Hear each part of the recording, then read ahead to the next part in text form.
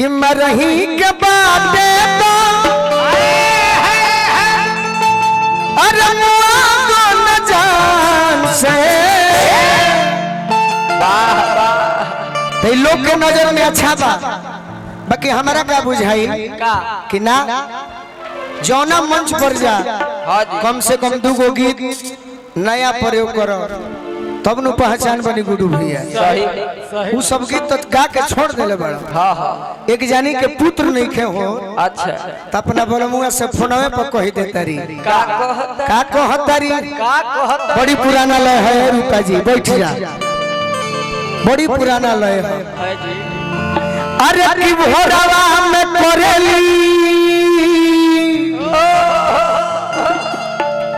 अरे निहोरावा बोलो जी कि हमरा के लेली तनिको रवा कहते कि बड़ी दुख में बानी 20 बरिस बियाह भइला भई बाकी कहूं पुत्र के प्राप्ति ना भई एक दिन तहरा से कहतनी आग्रह कोके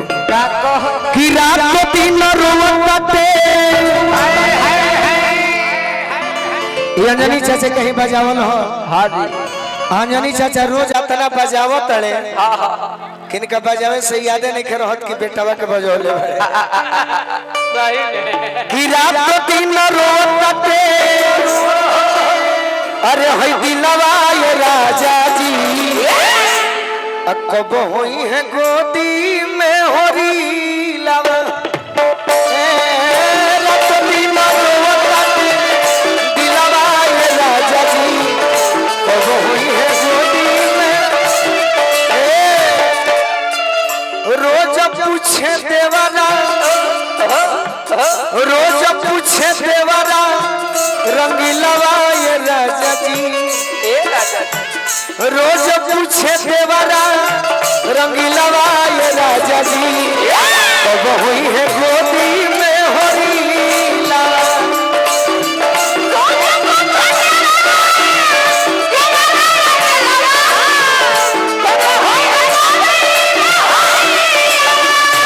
रोज पूछे देवारा रंगीलवा ये राजा जी कब हुई है गोदी में होरी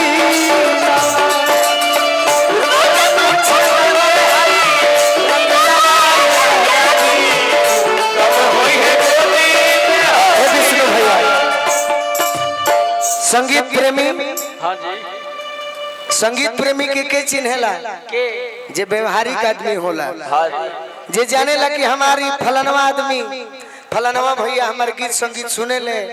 इंतजार में रहले कि बबू कब क्षेत्र में प्रोग्राम होई उहे हमार अंजनी चाचा टुनटुन भैया होन कि हमार गीत संगीत के इंतजार में रहले टुनटुन भैया के एगो माला पहना के स्वागत करो ऐसे के ऐसा संगीत प्रेमी बहुत कम मिले बाकी तो सब कलाकार के सुने के बाद टुनटुन भैया की ओर से आशीर्वाद मिलल मेहरारू को हतिया अरे रात दिन रोवते दिलवा ये राजा जी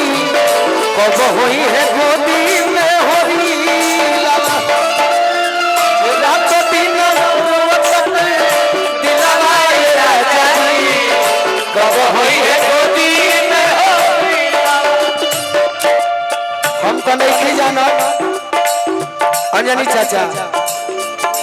प्रभाकर राय जी ग्राम सैला से आशीर्वाद दिले बनी एगो हमारे बचपन के मित्र जौन अरुण भैया के चलते ही वो घड़ी गाना सुनत रहले हमारा बहन के बियाह में बोला बोला के आज से 10 साल पहले फायरो मारो कौन गाना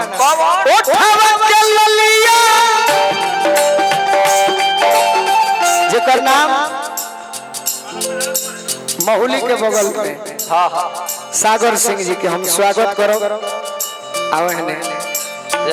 ये हमारे अरुण भैया के भाई और हमारे दुलरुआ भाई अरुण भैया के भगिना तो हमार भाई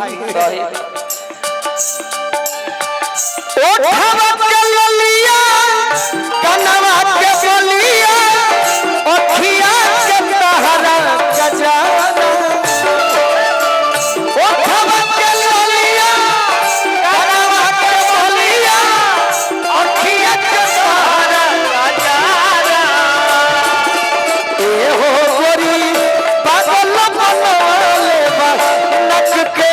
धुनिया सिनेमा के तहरा ए अंजनी चाचा देखिए ई भोजपुरी के धरोहर आइल बड़े इनको के वो माला पहना के स्वागत ना करो आ गोड़ ना लागो तो फिर हमार व्यवहार खत्म हो जाए माला दो ये हमार गुरु तुल्य रखे का है माला ना लेबो का डायरेक्ट माल लेबो खाली माल के राकेश भैया के पहले गोड़ लागो ना अब रोरा कुछ अच्छी बात है कि मेरा छोटा बाबू जो है वो दिन रात माल पर ध्यान रखता है पैसा अच्छा कमाता है और उतना ही प्यारा भी है और सबसे अच्छी बात है कि धरोहर सबको बोलता है लेकिन भोजपुरी रियल में गाता मेरा छोटा रात दिन रोवते दिलवा ये राजा जी कब होई है गोदी में होरी दिलवा ये राजा जी कब होई है गोदी में होरी का कहिए राजा जी ए राजा गोतियों तेरा दी में एक करे बच्चा राजा एक करे बच्चा राजा हो एक करे बच्चा राजा दो दारू में भई बहुत खर्चा ओए बहुत खर्चा हो ओए बहुत खर्चा तोहरे सोझा के सहेली मम्मी बनी गईली देखी मम्मी बनी गईली देखी सिलवा ये राजा जी मम्मी बनी गईली देखी सिलवा ये राजा जी कब होई है गोदी में होरी लावा दिलवा ये राजा जी कब होई है गोदी में होरी लावा मम्मी बनी गई आई दिलवा ये राजा अजनी चाचा का कहिए राकेश भौजी ए भौजी मम्मी बनी गईली देखी ए राकेश भौजी हमें तो भैया बाकी गीत संगीत हो मम्मी बनी गईली देखी सिलवा ये राजा जी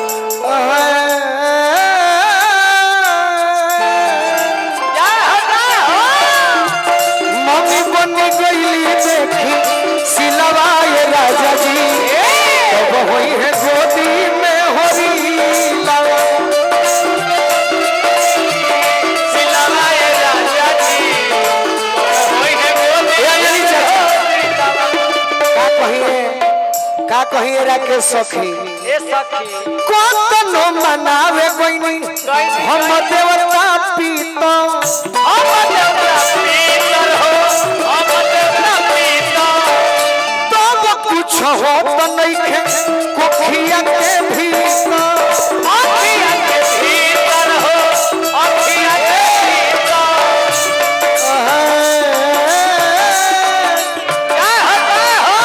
हे अंजलि सखी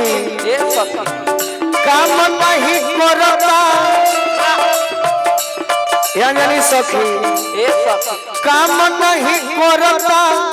अखिलवा ये राजा जी सही में काम नहीं करता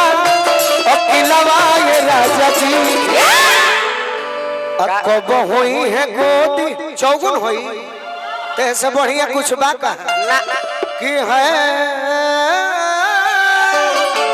वाह वाह वाह वाह ओ माय गॉड बनो रही मारी की पेशेंट फेंक दे काम नहीं करता वाह वाह अरे अखिलवा ये राजा जी ए राजा कब हुई है गोदी में होरी लावा दिलवा ये राजा जी कब होई है गोदी में होरी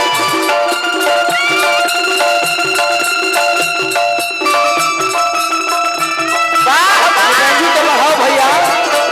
हाँ? गांधी तो बढ़ाओ लो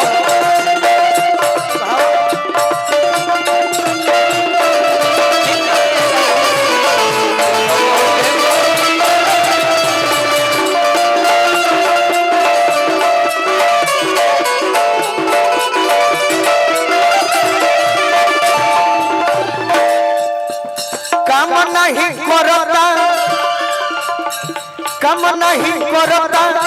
किलवा ये राजा जी कब हुई है गोदी में होरी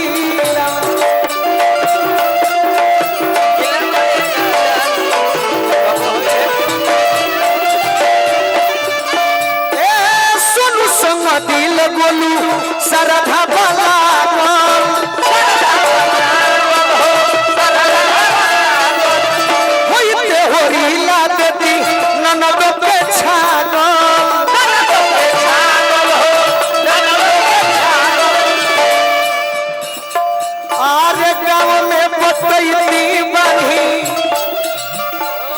मंटू भैया की ओर से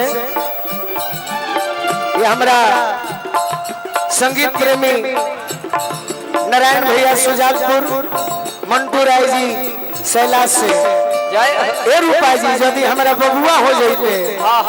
गाँव में बटैती बानी तिलवा ये राजा जी कब हुई है गोदी में होरी